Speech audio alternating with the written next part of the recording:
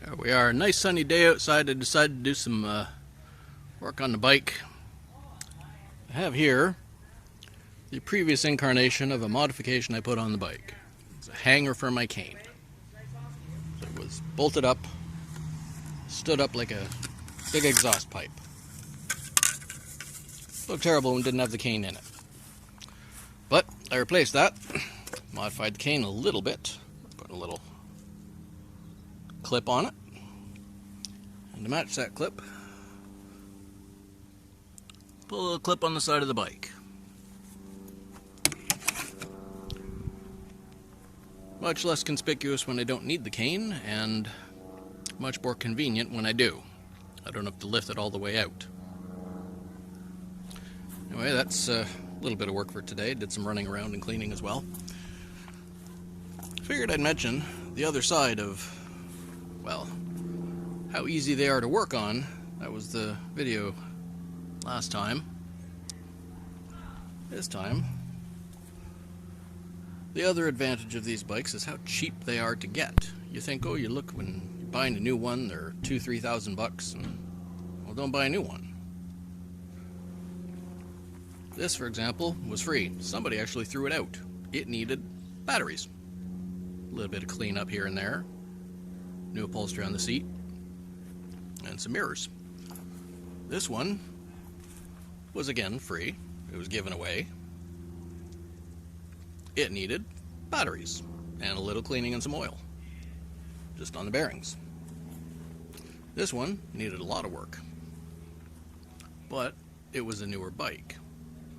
This is a 2006 as opposed to a 2020. The 2020 had been wrecked. So the wreck cost me $150.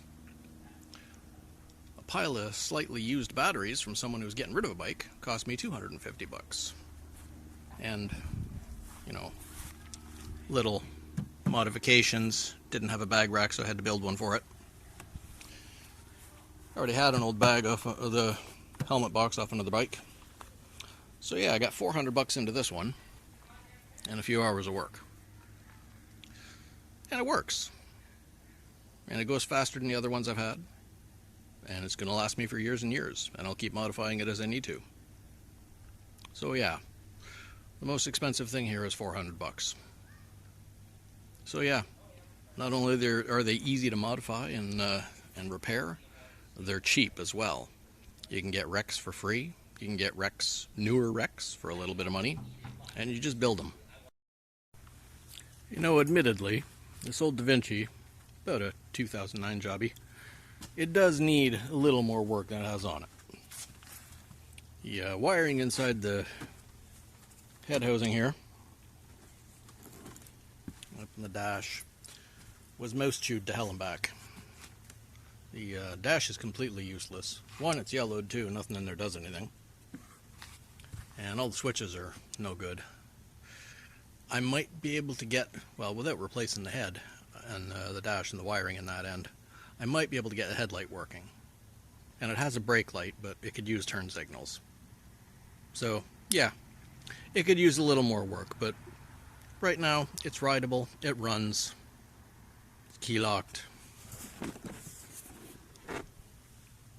You know, everything that needs to be there for it to work is there. It's just the little things that matter. But yeah, so if you want to do something like that, you check Craigslist or Kijiji or Marketplace and find people who are just trying to get rid of them. Wait a couple months, and if they're not gone, they'll lower the price. And I've seen this thing's sister bike, the EVT. Its sister bike right now, well, a year ago, was $500. Right now, guy's asking $350 for the same bike because it's still sitting in his garage. It doesn't have a charger either, which is the one thing this thing needs. What we started doing with this one is pulling the batteries out once a week, all 4 of them. They're huge. And charging them up individually. It literally has 4 car batteries in there. 50 amp hour. Yeah, 50 amp hour 12 volt batteries, so small car batteries. But yeah, you pull them out pull them all out, charge them up individually on a trickle charger, and put them back in once a week. Takes a day, but yeah, until we have the $200 set aside to buy a new charger, that's what we got. I think you're looking at it. Probably use a paint job too, but that's not my job. Okay, talk to you later.